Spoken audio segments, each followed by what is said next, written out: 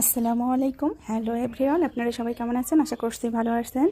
আমি চলে আসছি বাবার বাড়িতে। আসলে বাবার বাড়িতে আসছি, আমার মা আসছে। আমার মা ঢাকায় থাকে, ঈদে বাড়িতে আসছে, সেজন্য আমিও আসছি। আসলে একটা মেয়ে মানুষ বাসায় না থাকলে কি হয়, সেটাই আজকে আপনাদের সঙ্গে শেয়ার করব। মেয়েদেরকে এতটাই অবহেলা করা হয়, কিন্তু তাদেরকে ছাড়া একটা সংসার কখনোই পরিপূর্ণ হয় না। তারা না থাকলে সংসার অগোছালো হয়ে থাকে। মূলত সেজন্যই ভিডিওটা তৈরি করা। আর আমি যেহেতু বাবার বাড়ি আসছি, এখানে আমার কোনো কাজ কাম নাই, সেজন্য লং ভিডিও দিতে পারতেছি না। যেহেতু আমি একটা পেজ চালাই, সেক্ষেত্রে আমাকে প্রতিদিন একটি করে লং ভিডিও দিতে হয়, কিন্তু আমি 5-6 দিন যাবৎ কোনোই লং ভিডিও দিতে পারিনি। সেজন্য আজকের ভিডিওটা তৈরি করলাম।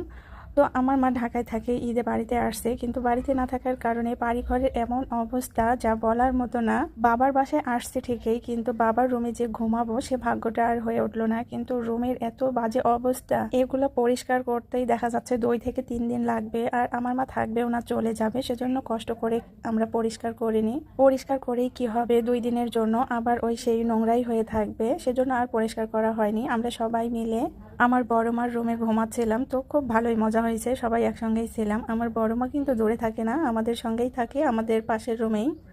আমি 3টা রুমের এই জানালাগুলো খুলে দিলাম যাতে একটু আলো আসে, যেহেতু লাইট নাই। লাইট সব কিছু খুলে রাখা হয়েছে, লাইটগুলিও কিন্তু আমি লাগাইনি।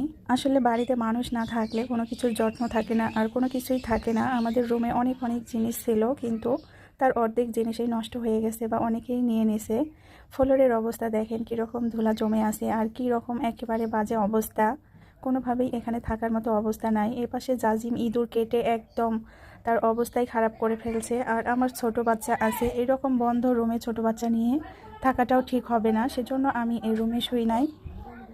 এই রুমে আমার দাদি ছিল, দাদি মারা যাওয়ার পরে এই রুমে আসলে কোনো জিনিসই রাখা হয়নি। যে জিনিসগুলি ছিল সবগুলোই বের করা হয়েছে।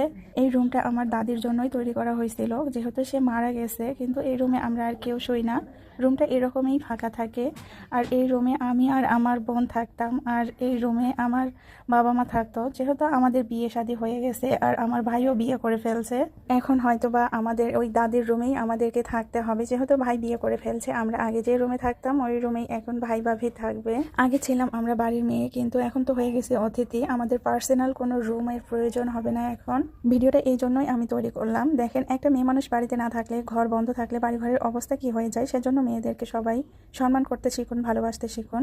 সবাই ভালো থাকবেন, সুস্থ থাকবেন। আল্লাহ হাফেজ।